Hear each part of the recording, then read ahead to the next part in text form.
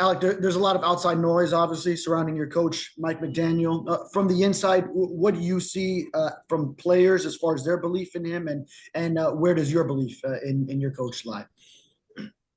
I mean, I think inside the building, inside the facility, a lot of that noise stops.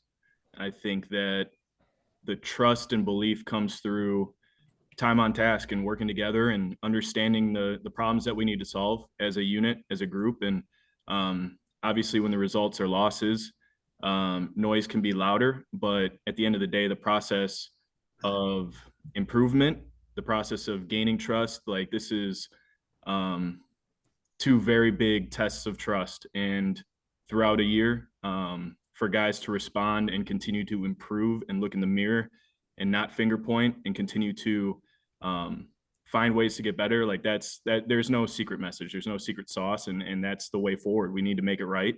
And there's no hiding from that. So no, I don't think, there's a lot of noise. It's great. But inside the facility, it's time on task and improvement. Quick turnaround on a Thursday and a well-known opponent up there in Orchard Park. And I mean, that's what it is. I also wanted to ask you about the late game situations, the operation. What wrong as far as communication, maybe on the penultimate fourth down, you getting the play in and just getting to the line of scrimmage with the play clock winding down, and maybe some of those penalties. What was overall going on? Yeah, I mean, my last play on the field was that swing route to Vaughn. So I was on the sideline for those remaining 4 or 5 plays, and I think it goes down to communication in the moment of truth, being able to be efficient, keeping your focus, being present, being your best when your best required. Obviously, we didn't have 11 guys all on the same page with substitutions and play calls, and I think that's a huge area of improvement that's been there, and it needs to get better. It needs to get fixed by everybody on the field and on the sidelines.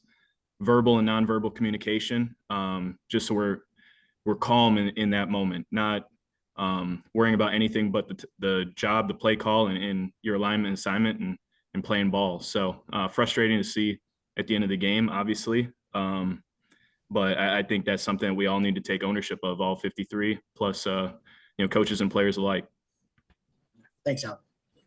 Omar? Obviously, Alec, there's a lot of talk about unity and, cohesion and keeping the team together. This is probably the worst case scenario that you guys have started out with. How do you make sure that all the investment that you made in that stuff pays off now? Yeah, it's a great question. I mean, I think every single year there's moments of adversity, and in the first 2 weeks we've had our fair share of it. So, the true test of a team is when things aren't going right. What's the character like? How the response is, and I think it's individuals deciding to continue to invest and double down.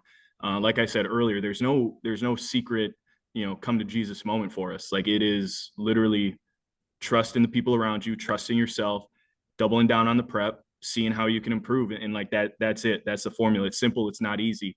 And I think, those tests of trust, I think that's where you see true character of the individuals, and collectively as a team, you need to continue that work. It doesn't stop, and it's going to be a year-long investment that we need to have pay dividends. Has to. Thank you, Alec. Isaiah?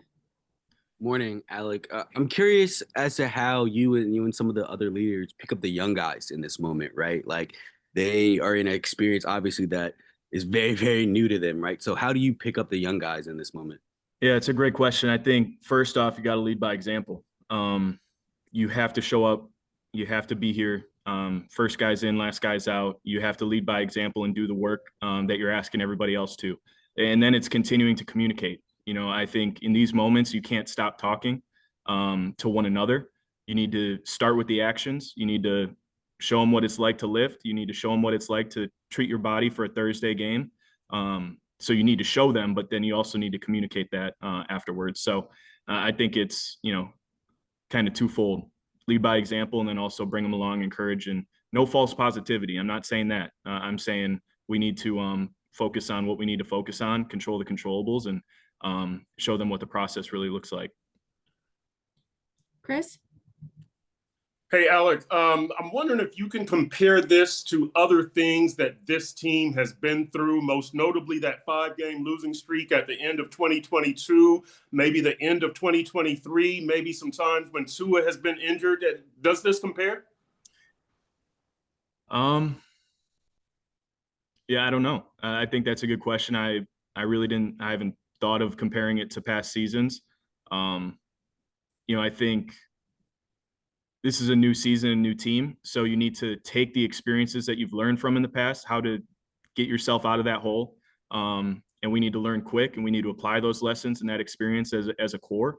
But also you need to, walk in it with, that novel 2025, this is a new challenge, and you can't take the past lessons and say, okay, this is how we're going to fix it, or it's going to solve itself.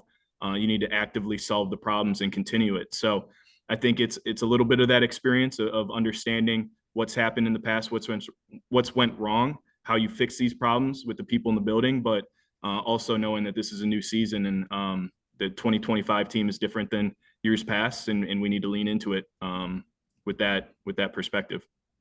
Thank you. David?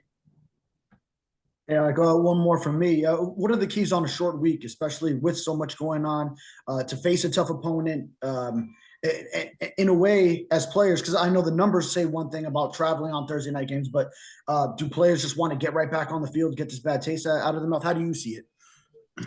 I think it's a race to recover. We're less than 24 hours post game right now, and you're already starting game plans. You're already watching the film with guys, figuring out ways that we can learn from this last week and apply it to this week. But it's sleep, it's recover, it's moving the body, it's getting back on the practice field immediately. And so yeah, I think it's taking care of the body, but also diving into that game plan right away. There's no rest for the wicked right now, and no time to feel sorry for yourself. It's a Thursday night game, great opportunity against a great opponent on the road. Like no better way to right our wrongs than on Thursday night. So I think you got to go full steam ahead and continue to improve. And yeah, it's quicker. But yeah, we need to recover, get right back on track, and get right.